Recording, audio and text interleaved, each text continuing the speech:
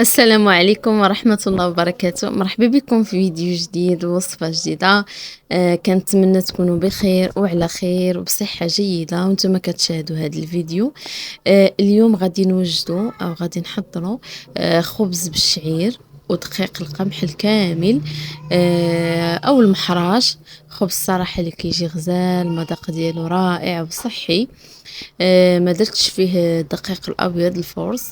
هكا خليته خبز طبيعي وصحي غير بالشعير والقمح. شحال من واحد ما كيصدق ليش. اليوم غادي نحاول نعطيكم مجموعه من النصائح.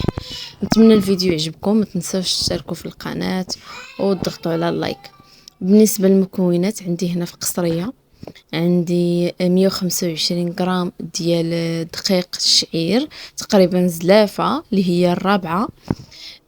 عندي هنا راه ما فيش النخاله ديالو، يعني غربلته من النخاله ديال الشعير كتكون شويه صعيبه. عندي هنا ايضا واحد 125 غرام ديال دقيق القمح الكامل، خليت له ديك النخاله ديالو الرقيقه. صافي هنا انا راه ما درتش الدقيق الابيض. بالنسبه اللي كيتباع المحراش اللي كيتباع في المحلات وهادو كيديروا فيه هكا الدقيق البيض. انا هنا درت غير خليت غير القمح والشعير. صافي كنخلط هاد الشعير، عاد كنضيف عندي هنا معلقه ديال الخميره فوريه. الا عندكم الخميره البلديه من الاحسن وافضل ديروها، باش كيكون هكا صحي. عندي هنا غير معلقه. عندي ايضا معلقه ديال السكر، ديروا يمكن لكم تعوضوه بمعلقه ديال العسل. عندي هنا شويه ديال الملح، المهم اختياري، كل واحد يدير على حسب الذوق. عندي هنا شويه ديال النافع، معلقه ديال النافع. يمكن لكم تعوضوه بمعلقه ديال الكمون، كيجي فيه الكمون زوين، الكمون حبوب.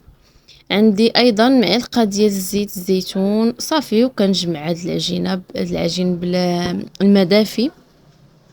كنبقى نجمع هكا غير شويه بشويه. شوفوا من الاحسن خبز الشعير كيبغي العجينه ديالو من الاول تكون هكا رطبه باش ما تغلبكمش. صافي كتبقاو غير تزيدوا شويه بشويه الماء وانتم كتجمعوا داك الخليط.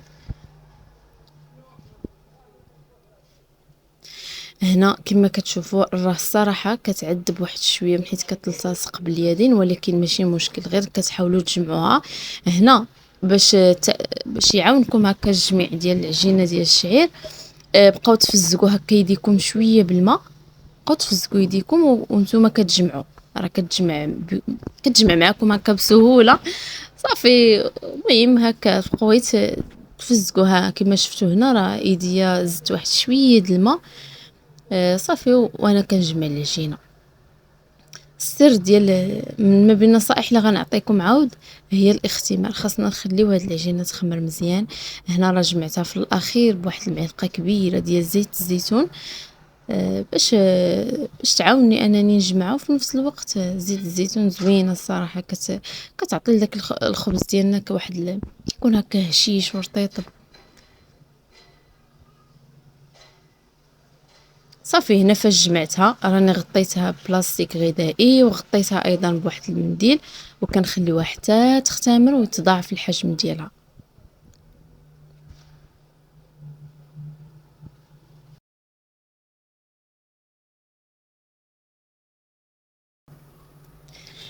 وهنا من بعد ما اختمرت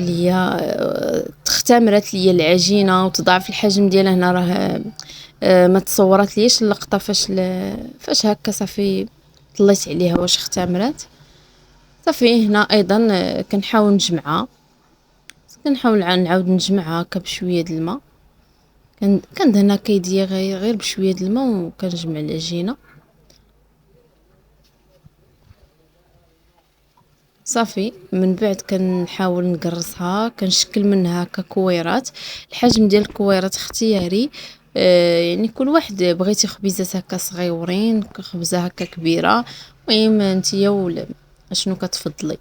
صافي كتعاوني بشويه ديال الماء، ديما كدهني هكا صبيعاتك بشويه ديال الماء وانتيا كتقرصي الخبز. هنا درتها انا قرصت بالبلبوله الرقيقه. من الاحسن الا كانت عندكم البلبوله رقيقه كتجي حسن. بالنسبة للتقراص قرصو فاش ما بغيتو. هنا انا راه قرصت في البلبولة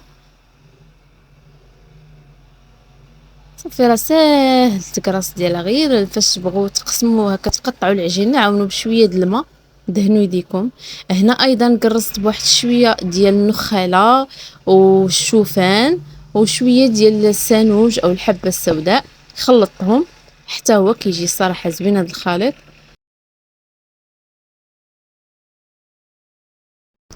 وفي لاطه ديال الفران اللي فرشتها هكا بورقه الزبده او دهنوها هكا غير بشويه ديال الزيت، صافي كنحط هكا دوك الخبيزات ديال الشعير او المحراج.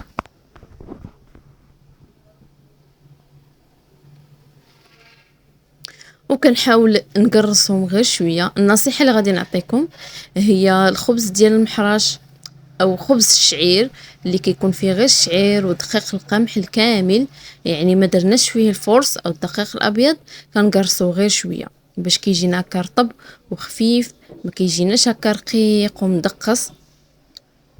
كما كتشوفوا راه ما قرصتوش بزاف.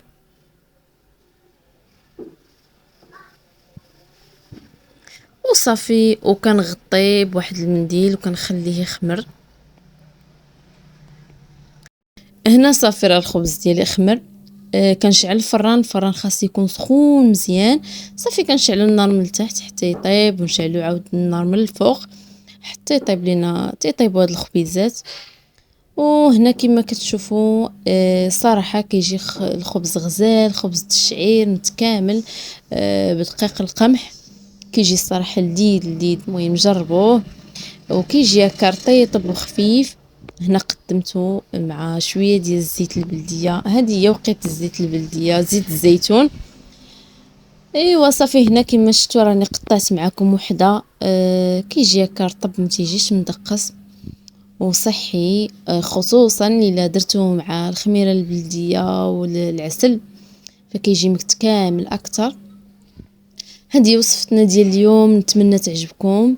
الا كنتو جداد مرحبا بكم، ما تنساوش تشاركوا في القناه وتضغطوا على اللايك. وشهيه طيبه، نتلاقاو ان شاء الله في فيديو جديد. مع السلامه.